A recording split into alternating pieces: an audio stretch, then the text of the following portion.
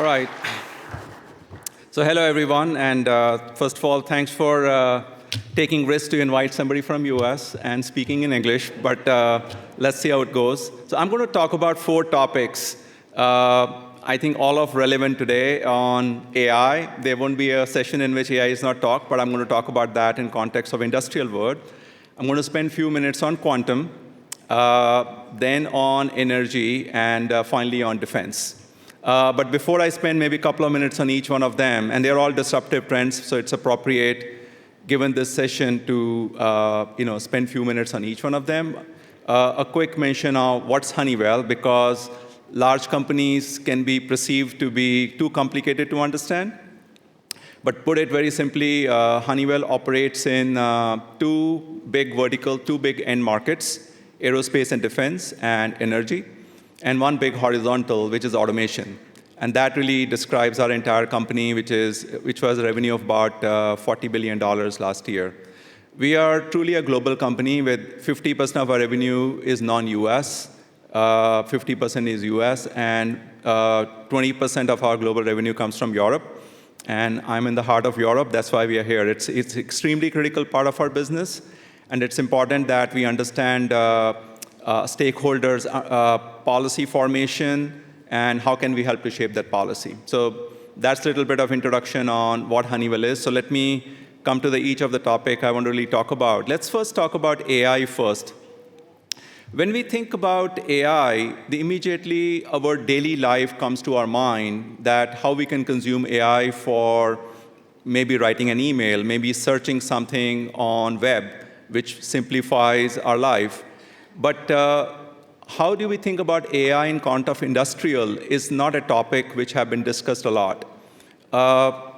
Industrial systems have been in play for many years. And industrial systems, automation system which we provide, fundamentally act on a very simple principle of sense and act. They see something, they perform a logic, and then they act upon it. While they do that, they have access to a lot of data, but that data was never used so far. It was left open, and that's an opportunity we have in the AI world, that data can be used more effectively. So the question is, in a deterministic system, how do you use AI, which is probability-based? Because what we build is a highly deterministic system. It should precisely do what it's supposed to do. So for example, if we make a cockpit control in a plane, the plane should land. It will almost land. It won't work. So how do you marry the 2 very diverse words? And where the word is evolving is where we feel very optimistic is that the AI is becoming useful in context of agent-based AI, which is popularly called agentic AI. It means the data we can gather from our sense and act systems can be used to train people to act as their agent so that they can perform their job more easily. So think about pilots having an agent. Think about operators and technicians having an agent. So why that's important is because it makes their job easier, it makes them more productive, it makes them more efficient, and moving forward, as we will have lesser people, skilled people, a lower skilled person can do a job of a higher skilled person. So maybe you don't need a pilot to be a 20-year experience to fly a big plane. You can do with 15-year experience because you have an agent supporting you to perform some tasks using AI.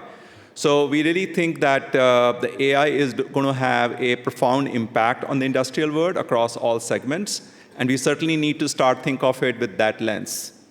At the same time, the AI also will have to be thought through on adoption of cloud.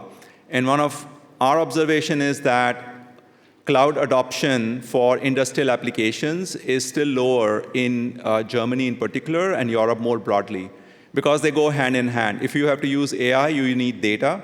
And if you need data, you need cloud. So how the cloud adoption will grow will be an integral part of the AI adoption here. And the last point there will be cybersecurity, because you're exposing your data to everybody. So the cybersecurity will have to be really thought through.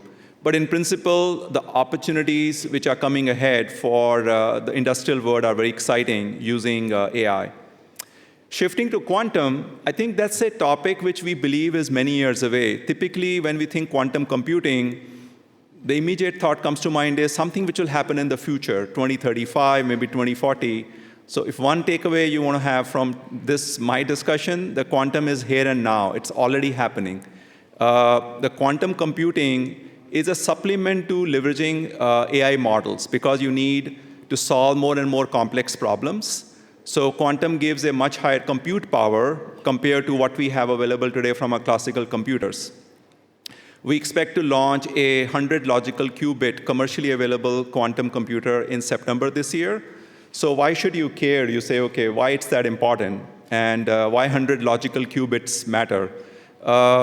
That's a benchmark in which a quantum computer is more powerful than a classical computer. It's able to error-free, able to generate a output, and that's why it's very relevant.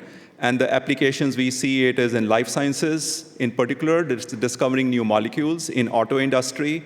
So the relevance of that in Germany is pretty significant. So please don't think that quantum is happening many years from now. Quantum is here and now, and we're happy to work to make more information available. The third point I want to mention was energy. Energy is one of the most deep-rooted part of our social fabric. There is no life without energy. We all live through different molecules of energy in our life. The energy over the last few years had really pivoted towards three important, distinct elements. Security. Everybody wants energy to be secure. You don't want to get surprised. Cost. You don't want to be expensive. And emissions. You don't want it to have emissions coming out. And solving all three simultaneously is always difficult.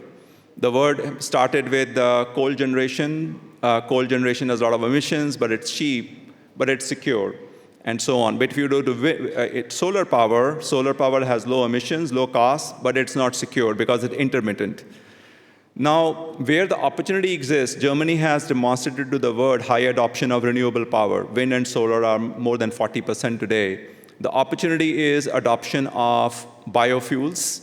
Biofuels are available, technology is available in abundance to use biomass, wood waste to generate biofuels like diesel, like sustainable aviation fuel. And it provides newer source of energy molecules, but also economic independence. Same will be true about carbon economy. CO2 seemed to be a emission hazard, but many countries are successfully transitioning CO2 into an economy. You can use CO2 to convert into a useful molecule to make further products. So energy transition, what Germany did successfully over the last 2 decades to move to renewable power, there's an opportunity now to think in the same way for biofuels and for carbon economy. And the last point I'll mention is the defense sector, in which Honeywell has a huge play. Aerospace is a biggest part of our business, and all aerospace companies by default have a significant presence in the defense sector.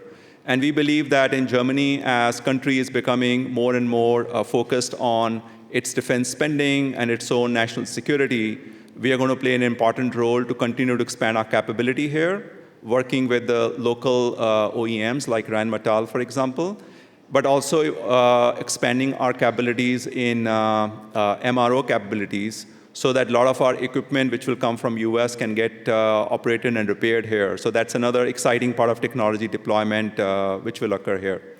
So I'm going to pause here in absence of time, but I wanted to give you a flavor of the different technologies which companies like us are working on. But we really get excited with opportunities which Germany as a country is providing. I'm serious when I say that the new, since start of the year, since new government has come in, the infrastructure bill is very exciting news for global companies like us. And we really want to partner with the local government, with the local customers, to be participation of this growth opportunity. So thank you very much.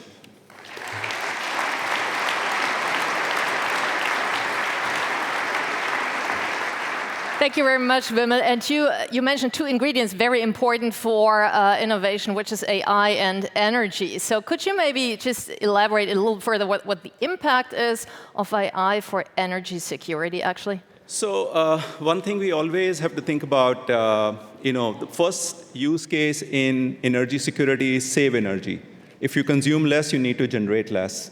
And one of the biggest help AI is going to provide is to improve energy efficiency measures, to have newer way of considering algorithm. Let's take an example of this room.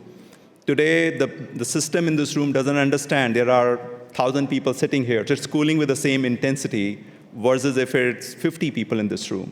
And that's what AI can do. It learns constantly. The systems, what we build today, they are fixed systems. They can't learn.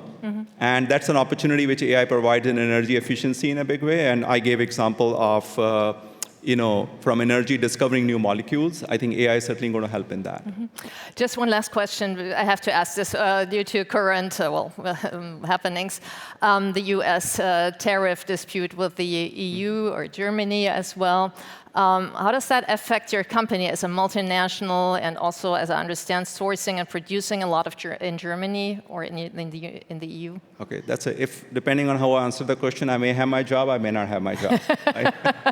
Your decision.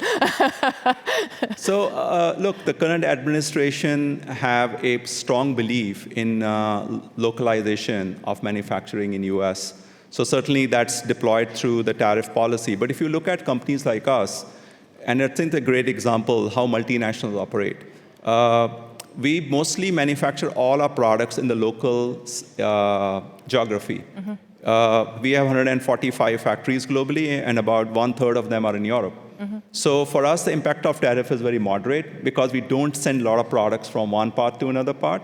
Having said that, we also believe that high tariffs are not good. It's an economic hurdle. So hopefully, with people like us, which act bridge between Europe and US, we can be a voice of reason and help our administration understand that they need to find the right solution here. And trips like this certainly contribute to friendship. Thank you. Thank you very much, Vimal Kapur. Thanks for taking the trip. Thank you.